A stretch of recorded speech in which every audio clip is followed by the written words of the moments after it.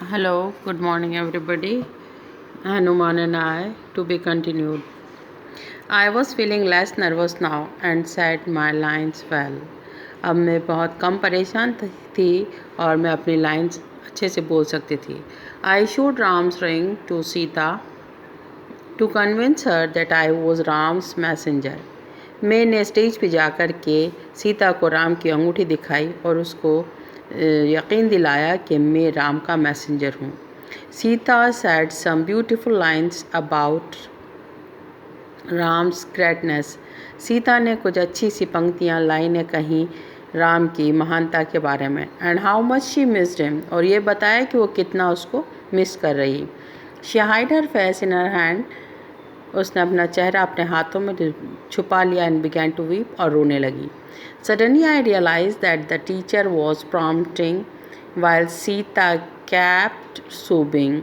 एकदम मैंने देखा कि कुछ हमारी टीचर कह रही हैं जबकि सीता सुबकियाँ भर रही. Sita was not saying anything.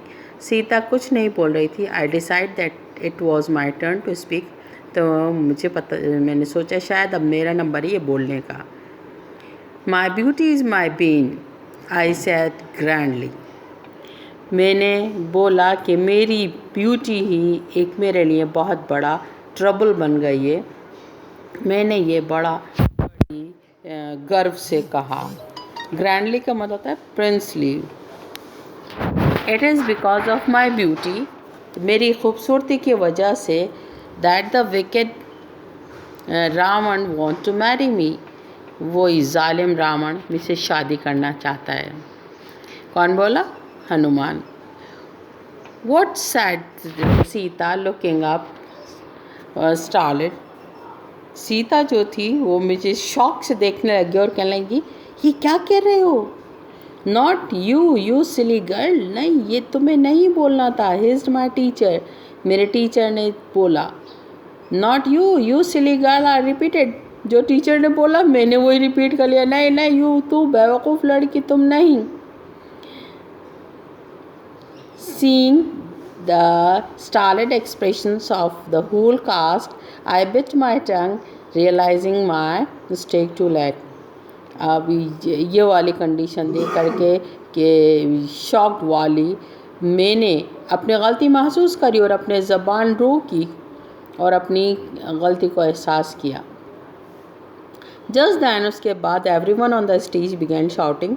Stage के ऊपर जितने भी लोग थे सब चिल्लाने लगे, महाराजा इज़ कमिंग, महाराज आ रहे हैं. Ravan the great is here, Ravan वहाँ पर आ गया.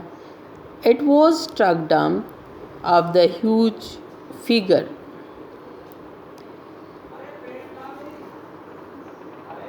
वो उसका जो फिगर था इतना बड़ा लंबा चौड़ा सा, उसने मुझे बिल्कुल खामोश कर दिया. 6 inches heels, whom I had not known about until then, जिसके बारे में मैंने कुछ नहीं जाना था. Bearing down on me with a shining sword in hand, और उसके हाथ के अंदर एक चमकती हुई तलवार थी. वो मेरे नज़दीक आके खड़ा हो गया. He said in a thunderous voice that made me trouble. उसने गूंजती हुई आवाज़ में मुझसे कुछ कहा जिससे कि मैं परेशान हो गई. Who is this funny creature? Funny means होता है small या weak. ये एक छोटा सा weak creature कौन है? Who dares to intrude into my kingdom? इसकी हिम्मत कैसे हुई कि ये मेरी रियासत के अंदर घुस के आ गया. I was supposed to answer in a proud voice. मुझे क्या करना था? मुझे ये करना था कि मुझे प्राउड वॉइस के अंदर ही जवाब देना था कि मैं पवन देव का, जो कि विंड गॉड है, मैं उसका पुत्र हूँ, सन हूँ, और मैं राम का वर्शिप करता हूँ, जो कि एक इमॉर्टल हनुमान हूँ. But Ravan was towering over me. लेकिन रावण मेरे सामने एक बहुत ऊंचे लहीम शहीम बन के खड़ा हुआ था. He raised his sword as I screamed in terror. उसने अपनी तलवार भी उठाई हुई थी, तो मैं घबरा के डर से चीख पड़ी. डोंट किल मी, मुझे मत मारना.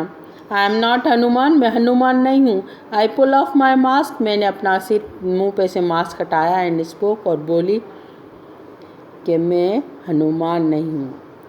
हर एक हंसने लगा।